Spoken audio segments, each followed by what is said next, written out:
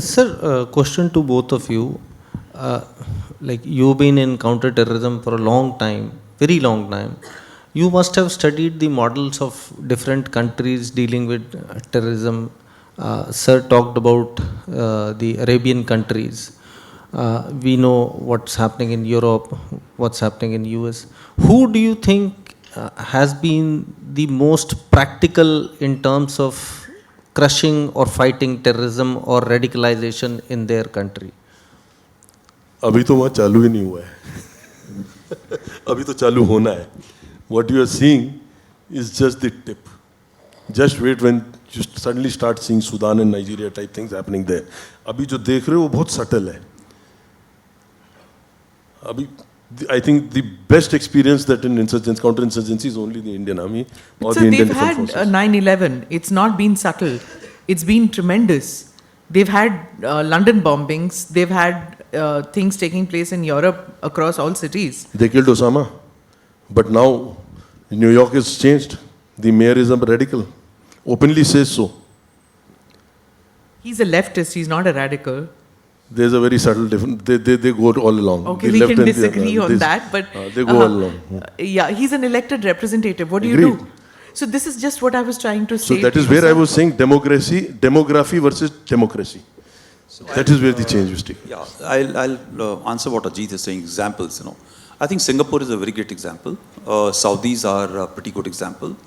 Unfortunately, those examples cannot work where democracy and demography has to come about.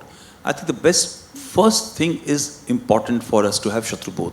You need to understand what's the challenge. Shatrubodh. Yeah, we need to understand what the problem is. You just can't say Pakistan is our enemy. Pakistan, China are transitory enemies in terms of competitors or trouble situation.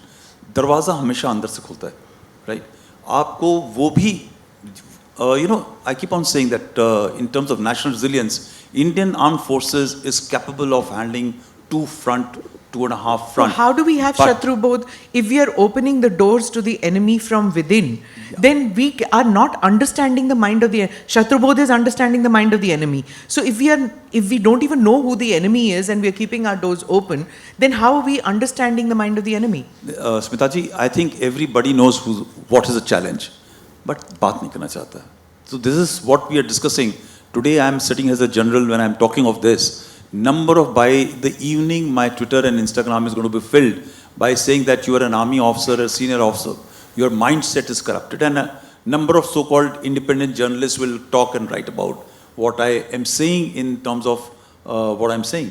So till the time you don't open your eyes and say there's a problem, right?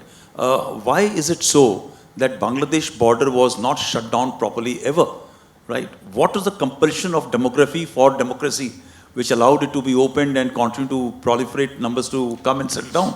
How is it possible, Smitaji, that tomorrow if you want to go for an Aadhaar card change or address change, it will take you a struggle of about a month or 2 months and all linkages to happen. But somebody who comes from Bangladesh or Rohingya, within a 15 days period, gets his job certification, Aadhaar card, voter ID card and everything, and he shifts from one place to another.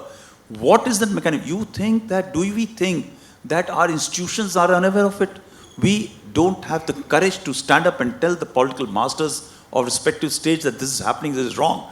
Please take it up.